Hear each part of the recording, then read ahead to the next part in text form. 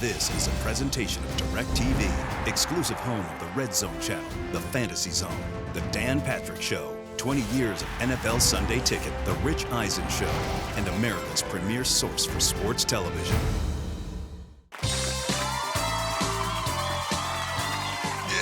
Welcome back to Sports Jeopardy. I'm Chris Berman, filling in for Dan Golden Boy Patrick. We're watching a very close battle between NFL stars Percy Harvin, Rex Ryan, and of course Pete. Where's Pete? I don't Yeah. Nobody service. You need to rumble stumble back over there, please. Okay. All right. Rex, you're up. Please choose your category. The knockout punch, $200. This boxer was famously knocked out in the fight dubbed Rumble in the Jungle.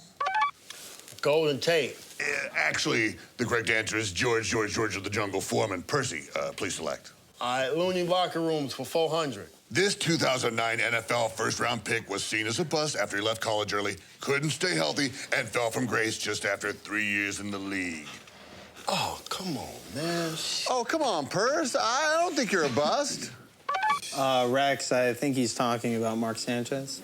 That is correct. Hey, why is it that I always get stuck with your garbage? What? Oh, hell no. Russell, come in, Russell! I need you now! Get this Omaha! Fight starts now! Come in, suckers! I don't know a lot about sports, but I can drink a lot of beer. My motto is simple. C's get degrees. Need a long, inappropriate hug? I'm your man. I think I'm smarter than you, because I probably am. Howard Collins for box score.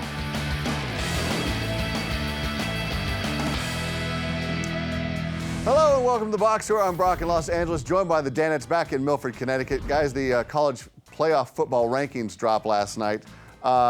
Seton, how bummed are you that Notre Dame is ranked at number 10?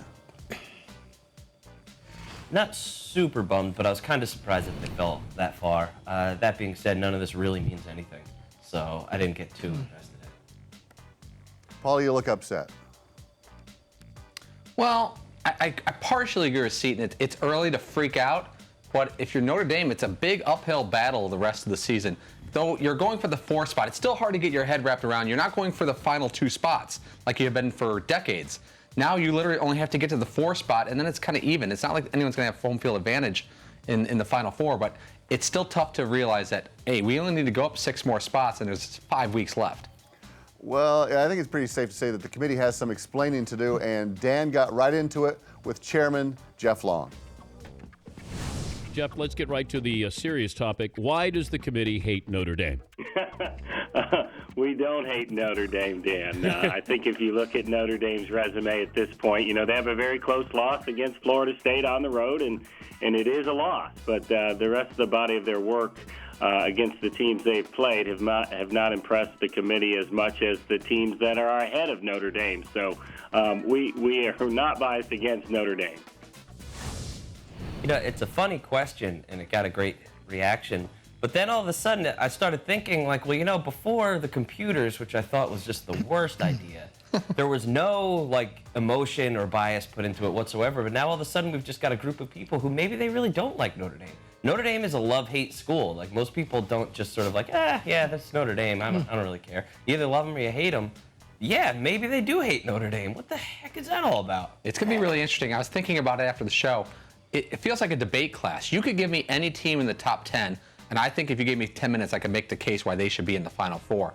I think ESPN or another network, but ESPN is going to do a debate show, and they should do it right after those rankings come out. Literally, after those rankings come out each week, they should go to a studio and pit 2 of their college football guys and say, you make the case for the 7th spot. You make the case. And if they don't do a show like that, they're nuts. They've got kind of the world by the tail with this one. I love that Dan jumped right in with Jeff Long, even though he kind of said it with a smile and tongue-in-cheek, but he did let Jeff know from the get-go that, he wanted answers to what's going on and how they came up with these numbers. But it's going to be, as we all know, it's going to be a lot more interesting to see how these 4 teams are going to change over the next several weeks. Is it going to look almost exactly like this, or is it going to be totally different by the time we get closer to the actual playing of the playoff games? Well, let's go around the room. Who would you guys put in your top 4? McLovin, please start us off. Whoa, just throwing this at me? I mean, it took a committee of geniuses 4 months, but I will give you mine. I'm going to start with Mississippi State. Florida State. Just knock them off. Then the 2. This is where it gets interesting. I'm tempted to put my favorite team, Baylor, in there. That's going to be a tough argument, although that West Virginia loss wasn't as bad as people thought. I'm going to go Alabama, Oregon. Bum, bum, bum. All right, so I'll go. I don't know if I have an order. Mississippi State, Michigan State, Alabama, Arizona are my top 4. I'm going to go Mississippi State, Florida State. I got no problem with Ole Miss, and I would throw Oregon in there as my 4th spot. I'm going to put Notre Dame, West Virginia, Notre Dame, West Virginia. I'm just going to take all 4 with 2 schools. Does Seton Hall have if everybody else has a bias, I might as well have one too. Wait, does Seton Hall have a football team? What's the latest? Unfortunately, no, because they would have definitely snuck in as the 3rd seed. I'll go Mississippi State, Oregon, Kansas State, and the beauty college from Greece. Kansas State. Beauty college, yeah, sure. Frenchie. All right, one man who wasn't feeling slighted was Mississippi State's coach, Dan Mullen, and the boss let Paulie play one of his favorite sounds. Have you ever heard this in your sleep?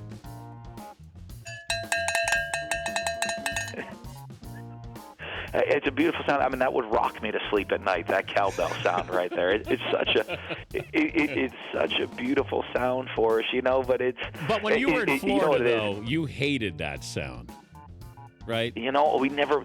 When I was at Florida, I spent 4 years at Florida, and how the rotation worked. Mississippi State was the one school we did not play at. I'd never played here when I was an assistant at Florida. The only school in the SEC we hadn't played at was in Starkville. Yeah, in the middle of the interview, I looked across Dan's desk and I saw the bell ringing there, sitting there. I was like, we have to use this as a prop somehow, and I'm glad we worked it out. The problem was when I asked Dan to do this a little bit, I thought he was going to ring it. And when he said, ring the bell, he looked up at me. I'm like, oh, and I knew I had one here, but I was like, oh man, what if it's not here? What if, it just wasn't there when I went to grab it? That would have been a big Dan had a whiff by bell me. too, Paulie? I didn't know. Dan has a bell on his desk as well. Okay, good. And I thought he was going to grab his and ring it into his mic. And I was like, and I looked back, I'm like, oh, I hope this is here. So for a split second, I thought we were going to have a big whiff. Would you have used your mouth and go, ding-a-ding-a-ding-a-ding-a-ding, tried to... I would have ran across and just cleared out Dan's desk and rang his bell. Well, J.J. Redick also called in today. Seton, did you have any idea that you would have to do your Steve Ballmer impression when he did? I did not. No, I didn't see that one coming at all. I'm really happy that I got to do that, though, and especially where I didn't have time to really think about it. Just kind of got thrown in there, and it got me pretty fired up, actually. It was a great little boost of energy. I think what you found out here, Brock, with these last 2 questions, that we rehearsed nothing on the Dan Patrick Show. We never will. I make you that promise. Well, Fritzy, if you were given the chance to rehearse a song for John Elway and sing it to him, what song would that be? It would probably be either "'Cause You're Every Woman in the World to Me" was the first one I was thinking of, but I would replace woman with man. Maybe Andy Gibb. I just want to be your everything. How about Rocky Mountain? I've never been high. That'd be a good song. How about It's Raining Men? It's Raining Men would be good, but I'd probably go Gibb. I love you. just want to be your everything. That's probably the direction I'd go in with 7. Well, I was going to suggest maybe the theme from Mr. Ed. Okay, coming up, we're playing round 2 that's not right. of DP Show Not Jeopardy. Cool. Not cool.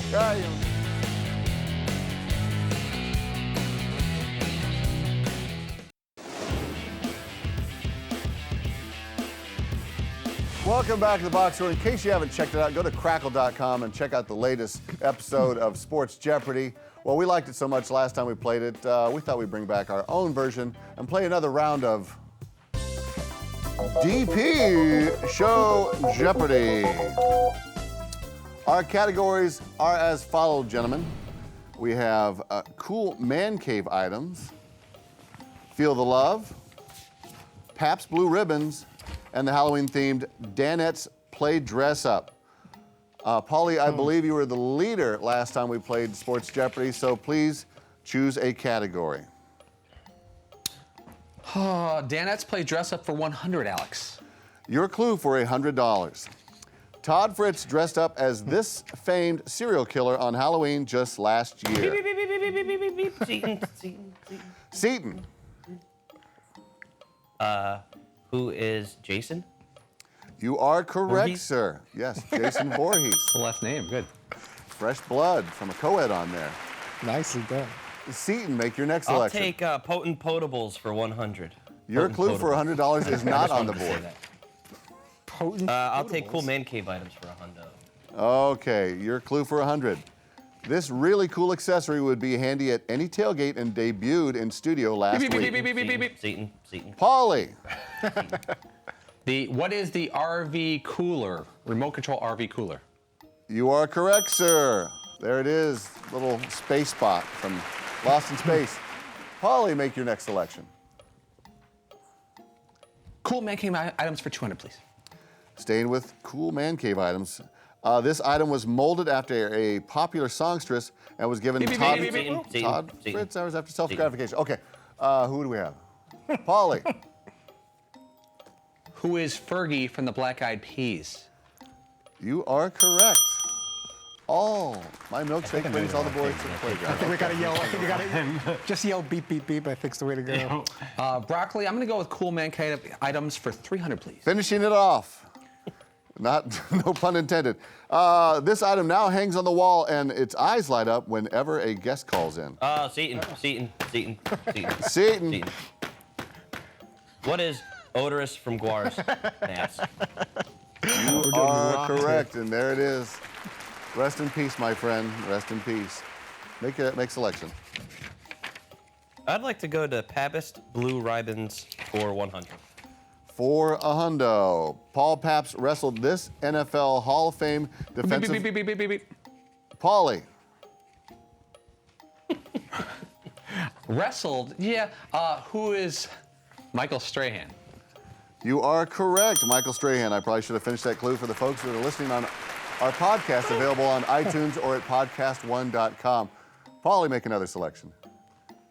More of me for 200, Alex. Can never get... beep, beep, beep, beep, beep, beep, beep, beep, beep. Oh, it's the Audio Daily Double. Paul Pabst took a stiff arm to the face from this all-pro running back last year. Here's your audio clue. Oh, it goes right to Paul. Paul.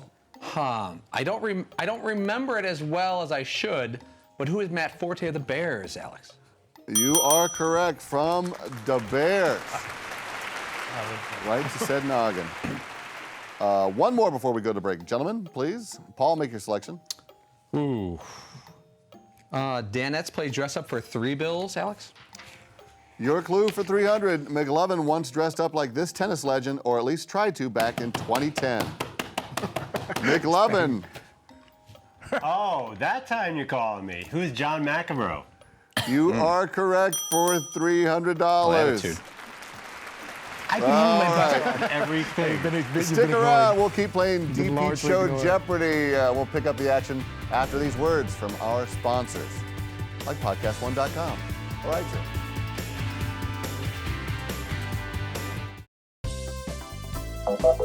We're back on the box score with our very special edition of DP Show Jeopardy. Fritzy, you have yet to score, pun intended. Yeah. Please make a selection. I'm gonna go Feel the Love for 100. Let's feel it. Your clue for 100. Todd Fritz got a kiss on the cheek from this supermodel when she donned a naughty Mrs. Claus outfit in the man cave. I'm slow. Kelsey. Go, Paul. Kelsey. Who is Chrissy Teigen? You are correct for $100. And there she is, kissing never-ending story Paulie, or Fritz. So great. All right, Paulie, make a selection. Paulie got it. I'm going to go with Pervy Fritzy / Feel the Love for 200. Staying with Feel the Love. Fritzy got double your pleasure hugging these two swimsuit models when they stopped by the man cave. McLovin. Kelsey.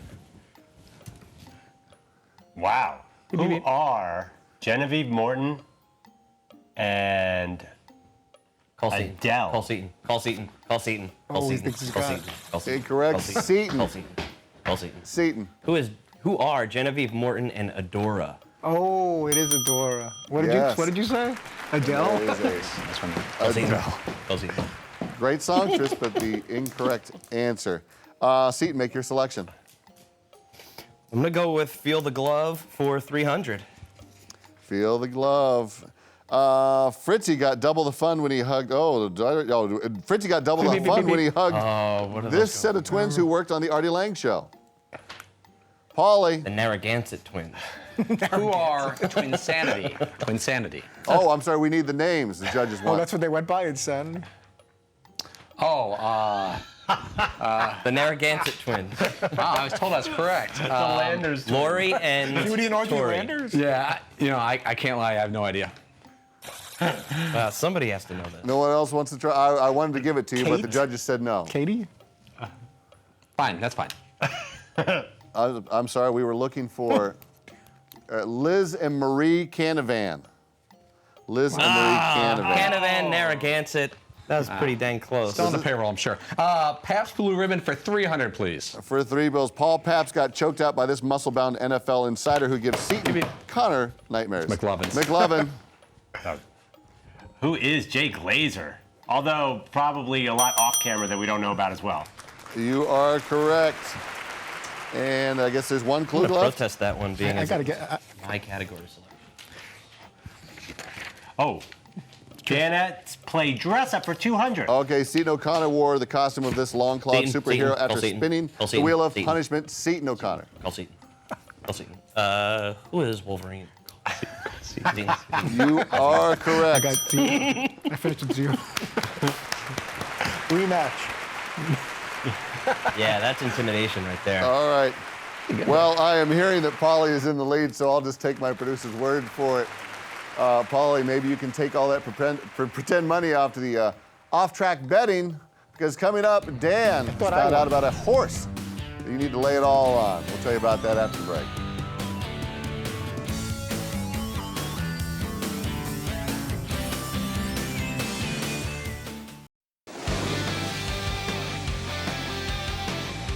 There is a horse in the Breeders' Cup. Its name is Danette. It's got 5 career starts. It's a 20-to-1 choice here. Does anybody want to go in with me? I'm willing to put $1 million down. $1 million? Yeah, Paul. Why don't we bet Danette to show? Because we always show up. We don't necessarily win, but we're usually there and present. Welcome back to the Box Score. Last call here. Dan discovered a very interesting horse set to compete in the Breeders' Cup. Fritzy, are you willing to put your money on the horse called Danette? I'd love to see. I'd love to see him win, or at least come in the first, second, or third spot. You know, I'd put $10 down. You know, there's bigger spenders in the room than myself, but you know, I'm not ready to drop hundreds or thousands of dollars on this particular horse. I'm not hearing good things, and the weather could be a factor. He's not a mutter? Not a mutter. His mother. Not a mutter or a fodder. Fodder was a mutter. You guys had jockey, horse rider Kent DeSormo on, and he confirmed that the horse was actually named after you guys. Paulie, are there any other horses out there that are named for you guys? Oh man, Wait, there is definitely. There was we got a lot of. Yeah. There was a McLovin, or was it?